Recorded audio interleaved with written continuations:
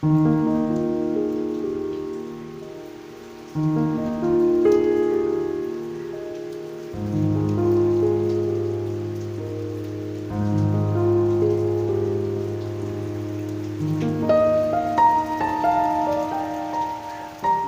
বন্ধুরা, কথক কৌশিকের গল্পের আসরে আপনাদের স্বাগত। আশা করি আপনারা সবাই সুস্থ আছেন। বন্ধুরা, আজ আপনারা শুনবেন ব্রজেন্দ্র কুমার ভট্টাচার্যের লেখা পরিস্থিতি।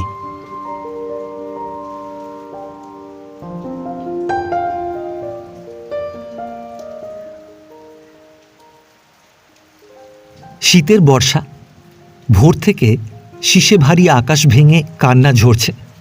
কখনো ঝিমঝিম, কখনো ঝিরঝির, কখনো টিপটিপ। বরফ ভেজা কনকনে হাওয়া আসছে এলোমেলো। মন্থর বিষণ্ণ দিনটা গড়িয়ে চলেছে। সেই যে দুপুরবেলায় নলিনী খাবার সময় একবার উঠেছিল, তারপর আর বিছানা থেকে নামেনি।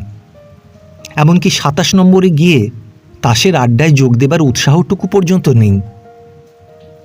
ক্লান্ত মনের তিক্ত রোমন্থন ছাড়া আজকের এই বর্ষাঘন রবিবারটার কোনো মূল্য নেই। শুধু ৫টা টাকার অভাব এমন একটা ছুটির রোমাঞ্চকে মুছে দিতে পারে কে ভেবেছিল আগে? সুরমা দিন তিনেক আগে বলেছিল, প্রত্যেকবারই বলে, কিন্তু ৫-১০ টাকার জন্য কোনোদিনই ভাবেনি নলিনী। যে কোনো মুহূর্তে, এমনকি ৩০ তারিখেও যোগেন ২৫-৩০ টাকা ধার দিয়ে এসেছে বরাবর। কিন্তু এবার যে এমন করে ডোবাবে কে জানত? শনিবার মাসের ২৬ তারিখেই বলে বসল, এই টাকা তো নেই রে, রেডিও কিনেছি একটা এ মাসে। কী দরকার ছিল যোগেনের রেডিও কেনার? আর কিনলই যদি, ২৫০ টাকাতেও তো পাওয়া যায়, তাই নিলেই হতো। সব টাকাগুলো নিঃশেষ করে ফেলার কি মানে হয় ওর? হন্তদন্ত হয়ে শেষ মুহূর্তে এর কাছে, তার কাছে, এমনকি বুড়ো চাপরাশিটার কাছে পর্যন্ত খোঁজ করেছে সে, পায়নি। সেই সকাল থেকে কথা বলেনি সুরমা। সারা দুপুরটা কি করছে ও ঘরে বসে সেই জানে। সুরমার তিক্ত কথাগুলো মনের মধ্যে নাড়াচাড়া করতে করতে সারা জীবনের অপূর্ণতার কথাটাই ভাবছিল নলিনী। লোয়ার ডিভিশনের কেরানির পদে থেকে কোনোদিন কি সে স্বচ্ছন্দ জীবনের মুখ দেখতে পারবে? কি করছে সে? কিছুই না। ২৪৩ টাকা মাইনে কোনো মতে বেঁচে আছে শুধু। আপিস করে, ডিটেকটিভ নভেল পড়ে, তাস খেলে, আর কচিত কখনো বাংলা সিনেমা দেখে। ভাগ্যে কোয়ার্টারটা পেয়েছিল, নইলে আধপেটা খেতে হতো। হঠাৎ আজ প্রবীণের মতো হিসাব নিতে বসেছে নলিনী। ডিটেকটিভ নভেলটা ছুঁড়ে ফেলে দিয়েছে। ক্রসওয়ার্ডের খাতাপত্রগুলো গুটিয়ে রেখেছে বিছানার নিচে। কিছুই করছে না, শুধু একটির পর একটি ধারে আনা সিগারেট পুড়িয়ে চলেছে আর ভাবছে। রেগে উঠছে নিজের ওপর, সুরমার ওপর, যোগেনের ওপর, নাকুচু নতুন অফিসারটার ওপর, এমনকি সারা দুনিয়াটার ওপর। আবার জোর বৃষ্টি এলো বুঝি। বৃষ্টির কণা আসছে আধখোলা জানলাটার ফাঁক দিয়ে। শেষে বাতাসটাকেও আটকে দিল নলিনী। ভেতরের দরজাটা ওদিক থেকে বন্ধ, কিন্তু মাঝখানের দরজাটা শুধু ভেজানো। ইচ্ছে করলেই ও ঘরে উঠে যেতে পারে, সুরমার সঙ্গে ঝগড়াটা মিটিয়ে নিতে পারে। বর্ষণমুখর বিকালটা ঘরে বসেই সুন্দর করে তুলতে পারে নলিনী। সেসব কিন্তু কিছুই করল না। শুধু বদ্ধ জানলাটার কাঁচের ভিতর দিয়ে তাকিয়ে রইল রাস্তাটার দিকে। দেখতে দেখতে দুপাশের জল এসে জমতে জমতে মাঝখানের ক্ষীণ অ্যাসফল্ট রেখাটাকে ডুবিয়ে দিল। মোটর আর টাঙ্গার সংখ্যা কমে এসেছে, লোক চলছে কদাচিৎ। গাছগুলো মাথা কুটছে এ ওর গায়ে, আকাশে। কি চায় ওরা? অনেকক্ষণ বন্ধ থেকে গুমোট হয়ে উঠেছে ঘরটা। মাথা থেকে চাদরটা নামালো না নলিনী, জানলাটা খুলে দিল। না, ছাঁটটা অন্যদিকে চলে গেছে। আহা, রাস্তাটার উপর জল জমে গেছে ১ হাঁটু। মোটরটা ওদিকেই চলেছে যে, বেশ তো যাচ্ছে জলের মধ্যেও। না, বন্ধ হয়ে গেছে এবার। মনে মনে খুশি হয়ে উঠল নলিনী। খুব যে মোটর দেখাচ্ছিল। যাও যাও এবার। অসহায়ভাবে ইঞ্জিনটা গর্জন করল বার চারেক, তারপর আর সাড়াই দিল না। টাঙাওয়ালাটা যেতে যেতে চাবুক উঠিয়ে হাসল একবার। ত্রিপল জড়িয়ে বসে আছে সে, তার গাড়ি আটকাবে না। ভদ্রলোকটি নেমেছে জলের মধ্যে, হুডটা খুলে কি যেন দেখছেন। নলিনী মনে মনে বলে উঠল, দেখলে কি হবে, ইঞ্জিনে জল ঢুকেছে সাহেব, ও চলবে না এখন। নলিনীর কথাগুলো ভদ্রলোকের কানে পৌঁছল নাকি? হুডটা বন্ধ করে সেই ছপ ছপ জলের মধ্যে দিয়ে রঞ্জিত সিং রোডের বি টাইপ কোয়ার্টারগুলোর দিকে এগিয়ে গেলেন। এবার স্যুটটার অবস্থা দেখে আর একবার নলিনী হাসল। লাফিয়ে লাফিয়ে চলেছেন ভদ্রলোক। নলিনী জানলাটা বন্ধ করে দিল।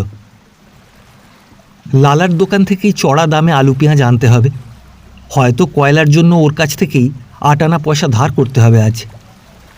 এই জল ভেঙে তাকেও হাঁটুর ওপর কাপড় তুলে লাফিয়ে লাফিয়ে যেতে হবে। তবু নলিনী হাসল। বিছানায় উঠে বসে ক্রসওয়ার্ডের কাগজগুলো বার করলো এবার নলিনী। রেঞ্জার্সের টিকিট, ক্রসওয়ার্ড, ছোটোখাটো 2-1 টাকার লটারি, বাদ দেয় না সে কোনোটাই।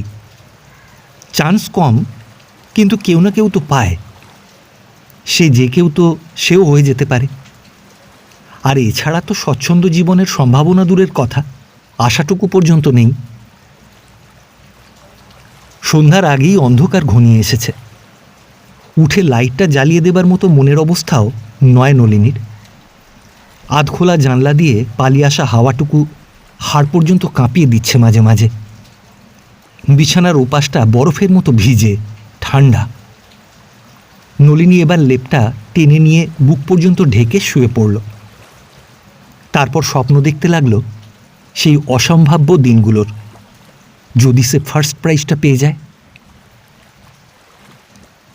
জল ভেঙে কে একজন এগিয়ে আসছে। ছপ ছপ শব্দটা সে শুনতে পায়। প্যান্টের সপসপানি স্পষ্ট হয়ে উঠল। লোকটা কি এখানেই উঠছে? দরজার কাঁচ দিয়ে দেখা যাচ্ছে ঝাপসা মানুষটাকে। ভিজে জুতোর আর্তনাদও শোনা যাচ্ছে। মজার একটা কৌতূহল নিয়ে নলিনী তাকিয়ে রইল দরজার দিকে। কাঁচের ওপর আড়ষ্ট আঙুলের আওয়াজ হলো।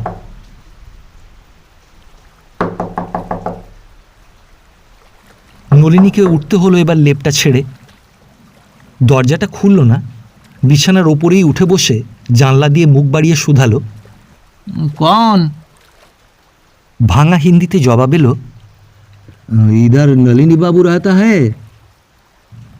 লুঙ্গিটা ভালো করে এঁটে নিয়ে কম্বলটা গায়ে দিল। তারপর লাইটটা জ্বালিয়ে নিয়ে দরজাটা খুলল নলিনী। শীতার্ত মেঘলা দিনের থমথমে বিষণ্ণতা এক মুহূর্তে কেটে গেল। নলিনী অবাক খুশিতে চেঁচিয়ে উঠল, হে আরে তুই তুই কোত্থেকে? হ্যাঁ আয় আয়, ভেতরে আয়। ভিজে একেবারে। দেবেশ বলল, যাক পেলাম তাহলে খুঁজে শেষ পর্যন্ত। সেই 4:30 থেকে ঘুরছি। কে জানতো শীতকালে এত বৃষ্টি হয় এখানে। দিল্লির ওই মজা, বর্ষাটা শীতে পুষিয়ে দেয়। জিনিসপত্র নেই কিছু সঙ্গে? ওই বড় রাস্তায় দাঁড়িয়ে আছে ট্যাক্সিটা, বলল এত জলে আসবে না। দাঁড়া আমি গিয়ে নিয়ে আসি, তুই আর কেন ভিজবি। খুব হয়েছে, থাম দেখি। রেনকোটটা টেনে নিয়ে বলল, চল তোর বিছানাটা তো বাঁচিয়ে আনতে হবে। বাইরে বেরিয়ে টিপ টিপ বৃষ্টির মধ্যে জল ভেঙে এগিয়ে যেতে মন্দ লাগছে না এখন। বিছানার মধ্যে বসে থেকে এত যে শীত করছিল, এখন তো ততটা নেই। এটা বুঝি মানসিক? ভয়ের মধ্যে এগিয়ে গেলে আর ভয় থাকে না। এই বহুদিন আগের কথাটা মনে হচ্ছে। নবদ্বীপ থেকে ফুটবল খেলে ফিরছে ওরা, দেবেশ আর ও। মাঠটায় ঠিক এমনি জল হয়ে গিয়েছিল ওদের খেলা শেষ হওয়ার একটু পরেই। অন্য ছেলেরা সেদিন আর ফেরেনি বৃষ্টির ভয়। সুটকেস আর বেডিংটা নামিয়ে রেখে দেবেশ শুধালো, বৌদি কই রে? বাসায় আর কেউ নেই তো? কে আবার থাকবে, জানা ভিতরে। ওসব সাবলেটের ভেতর আমি নেই, সুখের চেয়ে স্বস্তি ভালো। দেবেশ শেষের কথাটায় কান দিল কি দিল না, চেঁচিয়ে ডাক দিল, বৌদি বৌদি। রান্নাঘরে বসে চমকে উঠল সুরমা। এমন করে তো এখানকার কেউ ডাকে না, আর শটটাও যেন চেনা চেনা। কড়াটা নামিয়ে তাড়াতাড়ি উঠে দাঁড়ালো সুরমা। যেই হোক কাপড়টা বদলানো দরকার। বের হতে গিয়েই মুখোমুখি হয়ে গেল। ঠিক সেই মুহূর্তে দরজা খুলে ভেতরের বারান্দায় এসে পড়েছে দেবেশ। এই যে, বাহ, বেশ লোক, কতক্ষণ হলো এসেছি, চেঁচিয়ে চেঁচিয়ে গলা চিরে গেল, পাত্তা নেই। অপ্রস্তুত মুখে হাসি টেনে সুরমা বলল, উমা, আপনি কোত্থেকে, কখন? আমি বলি কে না কে। চকিতে একবার কয়লা হলুদের ছাপ লাগা শাড়িটার দিকে তাকিয়ে নিল সুরমা। দেবেশ চট করে নিচু হয়ে প্রণাম করে বসতে সুরমা 3 পা পেছিয়ে গিয়ে বলল, ও আবার কি হচ্ছে? বাহ বৌদি, গুরুজন, আপনিই তো বলেছেন। দেবেশের কথার ভঙ্গিতে সুরমার মুখে সত্যি হাসি ফুটল এবার। তাহলে আপনার দাদাকেও করুন। হো হো করে হেসে উঠল দেবেশ। ইস, ওই বরং আমার চেয়ে 6 মাসের ছোট। নলিনী বলল, হ্যাঁ রে, থাকবি তো কিছুদিন? এলাম যখন দিল্লি, আগ্রাটা না দেখে কি আর ফিরব? ও বৌদি, আপনার ছেলেরা কোথায় গেল? ঝন্টু, পিতু? ওরা তো নেই এখানে, পড়াশোনা হয় না এখানে ভালো, তাও 3 মাইল দূরে স্কুল। পাঠিয়ে দিয়েছি গাঁয়ে ঠাকুরমার কাছে।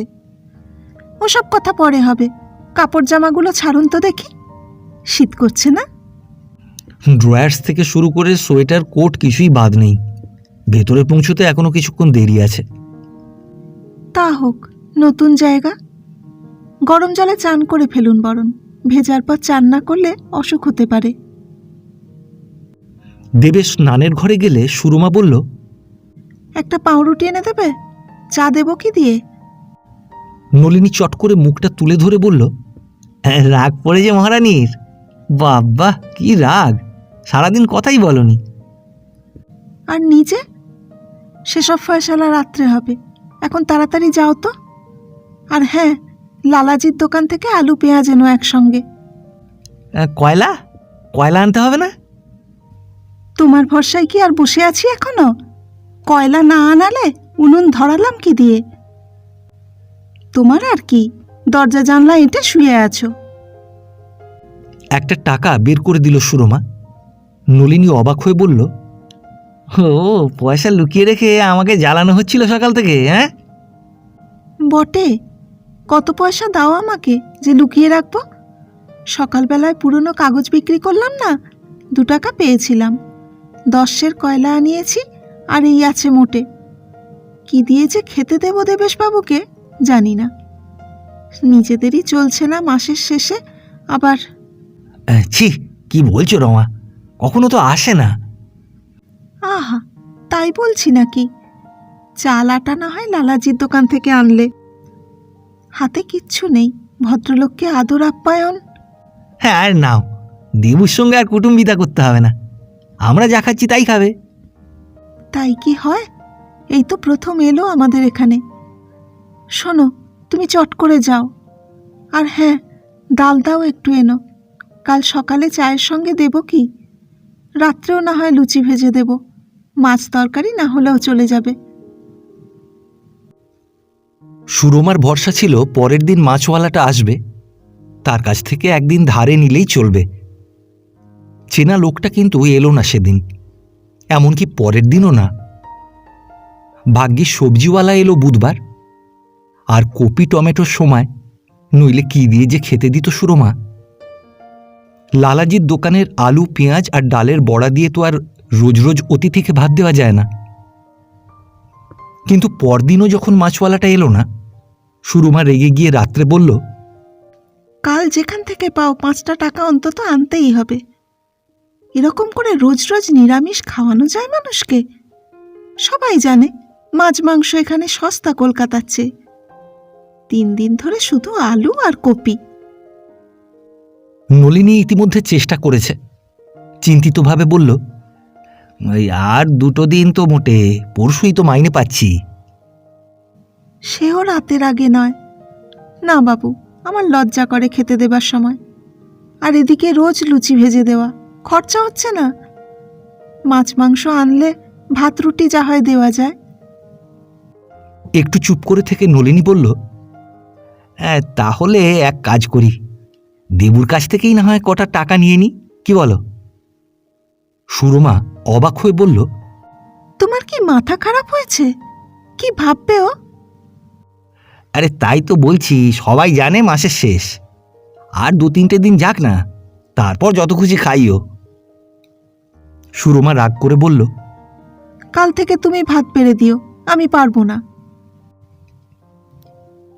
রাগ করল বটে সুরমা, নলিনীর যুক্তিটাই কিন্তু মেনে নিল শেষ পর্যন্ত। পরদিন নলিনী অফিসে বেরিয়ে যেতে দেবেশকে দ্বিতীয়বার চা দিতে গিয়ে সুরমা বলল, ঠাকুরপো, আপনার কাছে গোটা 5 টাকা আছে খুচরো? পাশের বাড়ির ভদ্রলোকের অসুখ, ওর বউ চাইছিল, পরশু দিয়ে দেবে মাইনে পেলে। দেবেশ চায়ের কাপটা মুখ থেকে নামিয়ে বলল, হ্যাঁ দিচ্ছি, দাঁড়ান, 5 টাকা খুচরো আছে কি না।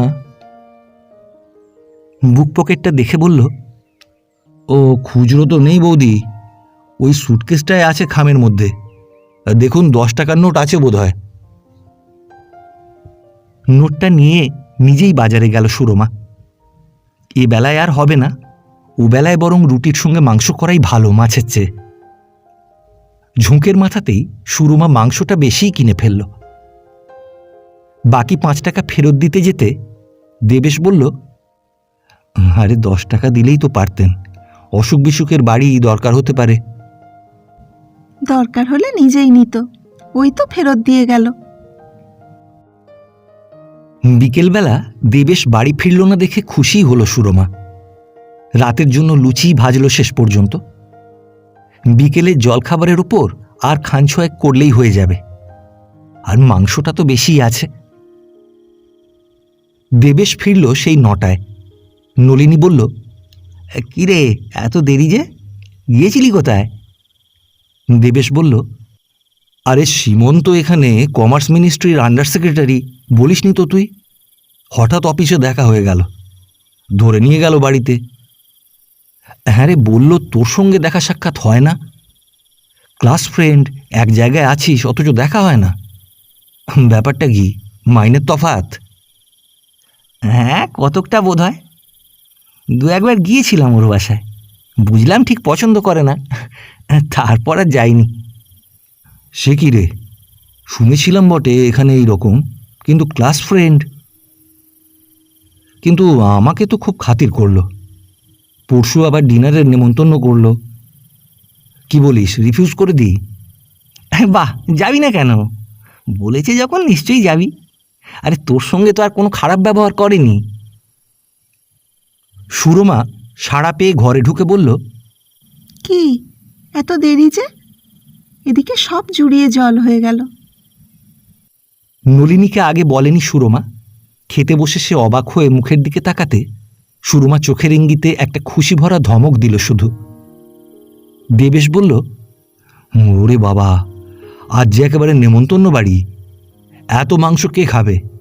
আমি কি রাক্ষস নাকি? লুচি আর মাংসই তো শুধু, আর বিকেলে তো খাননি কিছু। খাইনি, আবার বেশ হেভি টিফিন হয়ে গেছে। কোথায় আবার খেয়ে এলেন? বেশ লোক আপনি, আজই মাংস আনালাম, ওসব শুনছি না আমি, একটুও পড়ে থাকলে চলবে না বলে দিচ্ছি। আগে থেকে নোটিশ দিতে হয়। আমি কিন্তু একটা নোটিশ দিয়ে রাখছি, পরশু রাত্রে খাবো না। পরশুর কথা পরশু, আজ কিন্তু পাতে কিচ্ছু ফেলে রাখতে দেব না। আগে থেকে নোটিশ দিয়ে যাননি কেন? তা মাংস কি আর শেষ করা যায় না, সবটাই খাবো, কিন্তু একটা শর্তে। কি? কাল সবাই মিলে বেড়াতে যেতে হবে, রেড ফোর্ট, কুতুব, তুগলকাবাদ, সারাদিনের প্রোগ্রাম। বাড়িতে রান্নার ঝঞ্ঝাট করবেন না, পিকনিক করা যাবে বেশ। ও বাবা, ওসব আমার দ্বারা হবে না। সারাদিন ওসব সাহেবি খানা খেয়ে আমার মোটেই চলবে না। যেতে হয় ভাত খেয়ে বেরোবো। না, আপনি সেই ঘর কোনোই রয়ে গেলেন। আমরা কোথায় ভাবছি দিল্লিওয়ালা বৌদি সালোয়ার পাঞ্জাবি চড়িয়ে হিন্দি, উর্দু, ফার্সি বুলি উড়িয়ে গোসরুটি খেয়ে ঘুরে বেড়াচ্ছে কুতুব, রেড ফোর্ট, পার্লামেন্ট, তা নয়, সেই শাড়ি জড়িয়ে রান্নাবান্না। সাধে কি আর বলেছে নেকি স্বর্গে গেলেও ধান ভানে? যা বলেছিস, একেবারে ঘর কোনো ঘরুনি, নড়তে চায় না বাড়ি থেকে। সুরমা ফোঁস করে উঠল। ইস, কত যেন নিয়ে যাও আমাকে, বলো না আর। আরে থাক থাক, ওসব আর আমার সামনে কেন বৌদি? দেখুন না, নিয়ে যায় না কোথাও। আচ্ছা বেশ, তো কাল যাও না দেবুর সঙ্গে। আমার তো হয়ে উঠবে না। এই দেবু, তুই ওকে নিয়েই দেখে আয় বরং কাল। পিকনিকটা রবিবার হবে। কেন, একটা দিন ছুটি নে না। না রে, নতুন অফিসারটা বড় পাজি। তোমার আবার ভয় বেশি, সবাই তো কেমন ছুটি নেয়। আরে অফিসারকে না জটানোই ভালো। ইনক্রিমেন্টের সময় আসছে, একটা খারাপ রিপোর্ট দিলেই 2-3 বছর বন্ধ। নলিনীকে টলানো গেল না। শেষ পর্যন্ত সুরমা আর দেবেশই গেল পরদিন খাওয়া দাওয়া সেরে। ফেরার পথে দেবেশ বলল, কি নেওয়া যায় বলুন তো দেখি, বেশ সব্বার জন্য হবে। কেন, লতার জন্য কিছু নেবেন না? ব্যাঙ্গালোর শাড়ি আর জুতো এখানে সস্তা। হ্যাঁ, সে পরে হবে। এখন এমন একটা বেশ দিল্লির জিনিস নিতে হবে যেটা সবাই দেখবে, অনেক দিন থাকবে। তাহলে একটা তাজ নিন, আর লতার জন্য হাতির দাঁতের মালা। আগ্রা যখন যাচ্ছি, তাজটা কেন আর এখান থেকে নিই? ওই মালা দুটো আর হরপার্বতীটাই নেওয়া যাক বরং। পছন্দ করার পর পার্স থেকে টাকা বার করতে গিয়ে দেবেশ চমকে উঠল। এ কি, 100 টাকার নোটটা গেল কোথায়?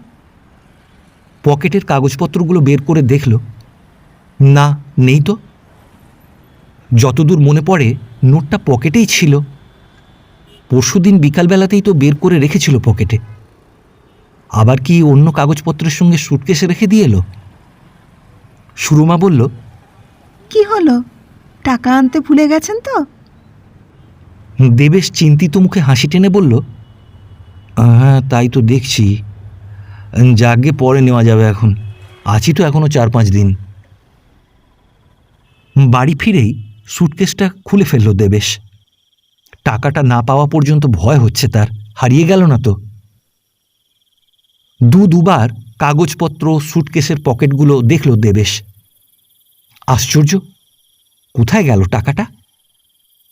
খামটা কালকের রাখা কাগজগুলো তো এই রয়েছে, সুটকেসের তলায় রাখা টাকাগুলোও আছে, কিন্তু বাইরে রাখা 100 টাকাটা উড়ে গেল নাকি? এবার জামা কাপড়গুলো তুলে তুলে এমনকি ভাঁজ খুলেও দেখল দেবেশ, নেই। 1 বার, 2 বার, 3 বার, শেষ পর্যন্ত প্যান্ট কোটের পকেটে হাত ঢুকিয়েও দেখল একটা আশা নিয়ে, নেই। হাল ছেড়ে দিয়ে ক্লান্ত হয়ে বসে পড়ল দেবেশ। 100টা টাকা হারিয়ে যাওয়া আশ্চর্য, অবিশ্বাস্য। পকেট থেকে পড়ে যাবার কথাই ওঠে না। খুচরো টাকা পয়সা তো পার্সেই থাকে। পার্সের যে পকেট থেকে সে খুচরো টাকা খরচ করে, সেখানে তো 100 টাকার নোটটা রাখেনি, কাগজপত্রের সঙ্গে খামের মধ্যেই রেখেছিল। তবে কি, যে কথাটা চকিতে মনের মধ্যে জেগে উঠেছিল সেটা চাপা দেবার চেষ্টা করে দেবেশ। না না, এ নয়, এ হতে পারে না। এ কথা সে ভাবেনি, ভাবতে চায়নি, এটা সে বিশ্বাস করে না। আছে কোথাও, জামা কাপড়ের সঙ্গেই জড়িয়ে আছে কোথাও। সুরমা বুঝি চা নিয়ে আসছে। জামা কাপড়গুলো আলগোছে তুলে রেখে ডালাটা বন্ধ করে ত্রস্ত হাতে একটা সিগারেট ধরায় দেবেশ। তার মনের কলুষ সন্দেহটা বুঝি পড়ে নেবে সুরমা বৌদি। অগোছালো সুটকেসের দিকে তাকিয়ে সুরমা বলে, কি হলো, পেয়েছেন তো? হ্যাঁ বলতে গিয়েও দেবেশের মুখ দিয়ে বেরিয়ে এলো, না। সে কি, কত টাকা ছিল? 100 টাকার একটা নোট ছিল, সেটাই পাচ্ছি না। শুকনো গলায় দেবেশ বলল। চাটা নামিয়ে রেখে সুরমা শঙ্কিত স্বরে বলল, চলুন তো, আমি একবার দেখি। আছে কোথাও এখানেই, দেখছি আমি আর একবার ভালো করে। দেবেশের গলায় হতাশ আতঙ্কের সঙ্গে আর একটা কি যেন সুর ফুটে উঠেছে। সুরমা সাহস দিয়ে বলল, চাটা খেয়ে নিন, এখানেই আছে নিশ্চয়ই, যদি রাস্তায় না পড়ে গিয়ে থাকে। রাস্তায় তো পড়ার কথা নয় বৌদি, সুটকেসেই ছিল। সুরমাও দেখল, একবার, দুবার, তিনবার। শেষ পর্যন্ত সেও যখন হাল ছেড়ে দিল, তখন দেবেশ করুণভাবে হেসে বলল, নেই বৌদি, থাকলে পাওয়া যেত এতক্ষণ। কিন্তু আপনি যে বলছেন ছিল, তাই তো ভাবছি। যে চিন্তাটা চাপা দেবার চেষ্টা করছে দেবেশ, সেটাই বারবার ভেসে উঠছে জলের উপর একটা দুরন্ত বলের মতন। সুরমা বলল, আশ্চর্য তো, বাড়ি থেকে, বাক্স থেকে কোথায় যাবে টাকাটা? দেবেশ যেন আপন মনেই বলছে, চোরের দয়া আছে বলতে হবে। এই টাকাগুলো তো নিতে পারত, নেয়নি, শুধু 100 টাকার নোটটাই নিয়েছে। নলিনীর সাইকেলটা এসে বাইরে থামল এই মুহূর্তে। সুটকেসটা বন্ধ করে সুরমা কাঁপা গলায় বলল, দেখছি আমি, ছাড়া কাপড়ের সঙ্গে কোথাও পড়ে টরে গিয়ে থাকতে পারে। হ্যাঁ, আছে কোথাও, নিশ্চয়ই আছে, বাড়ি থেকে কোথাও যায়নি। ঠান্ডা একটা হাসি হেসে আর একটা সিগারেট ধরালো দেবেশ। রাত্রে সুরমা নলিনীকে বলল, কাল মাইনে আনার সময় একটা 100 টাকার নোট এনো তো। ক্রসওয়ার্ডের একটা ক্লু ভাবছিল নলিনী, অন্যমনস্কভাবে বলল, তারপর খেয়াল হতে বলল, কি বললে তুমি? 100 টাকার নোট? টাকা পয়সা জমাচ্ছ নাকি আজকাল? সুরমা ঠোঁট চেপে বলল, দরকার আছে। ওর গলার স্বরে চমকে উঠল নলিনী। মুখটা টেনে নিয়ে বলল, এ কি কাঁদছ তুমি? কি হয়েছে? এই! সুরমা সত্যিই কেঁদে ফেলল এবার। স্বামীর কাছে কি লুকোবে সে? চোখ মুছে আস্তে আস্তে বলল বিকেলের ঘটনাটা। স্তম্ভিত হয়ে নলিনী বলল, দেবু সন্দেহ করছে তোমাকে? কান্না ভেজা গলায় সুরমা বলল, জানি না, কিন্তু আমাদের বাড়ি থেকে টাকা চুরি গেছে, এই অপবাদ আমি কিছুতেই সহ্য করব না। একটু চুপ করে থেকে নলিনী বলল, টাকাটা ফেরত দেবে ভাবছো? কিন্তু কেমন করে দেবে? সে যেমন করে হোক দেব আমি। বলবো চৌকির তলায় পড়ে গিয়েছিল হয়তো কোট খোলার সময়। একটা দীর্ঘ নিঃশ্বাস ফেলে নলিনী বলল, চুরি না করেও চোরের সাজা নেবে? তারপর 1 মাস চলবে কি করে? এখন তো দিয়ে দিই, পরে তুমি দুগাছা চুরি বিক্রি করে দিও বরং। এমনিও তো কুলিয়ে উঠতে পারছি না। যা ভালো বোঝো করো তুমি, কিন্তু আমার মনে হচ্ছে এ অন্যায়, চুরির চেয়েও বেশি অন্যায়। চুপ করে রইল সুরমা। পরদিন সীমন্তর বাড়ি থেকে দেবেশ ফিরল রাত 10টার পর।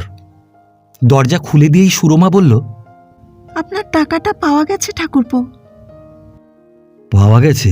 সে কি? অবাক হয়ে গেল দেবেশ। সুরমা ঘরে ঢুকে বলল, দুপুরবেলায় ঘর পরিষ্কার করছিলাম, চৌকিটা সরাতে গিয়ে দেখি জঞ্জালের সঙ্গে পড়ে রয়েছে। বলে নোটটা এগিয়ে দিল। নোটটা ফিরিয়ে দিয়ে স্তম্ভিত দেবেশ বলল, এ টাকা তো আমার নয় বৌদি, এ তো নতুন নোট, আমারটা পুরনো ছিল। সীমন্তর বাড়িতে পড়ে গিয়েছিল, আজ ফেরত দিল, এই তো। ফেরত পাওয়া টাকাটা হাত বাড়িয়ে নেবার ক্ষমতাটুকুও হারিয়ে ফেলেছে সুরমা। চুরির চেয়েও অন্যায় কাজ করেছে সে। দেবেশ যখন নিচু হয়ে প্রণাম করল, কুণ্ঠিত গলায় বলল, আপনার কাছে আমার অপরাধের সীমা নেই বৌদি। তখন সুরমা পিছিয়ে যেতে পারল না প্রথম দিনের মতো। শূন্য দৃষ্টিতে তাকিয়ে রইল টাকাটার দিকে।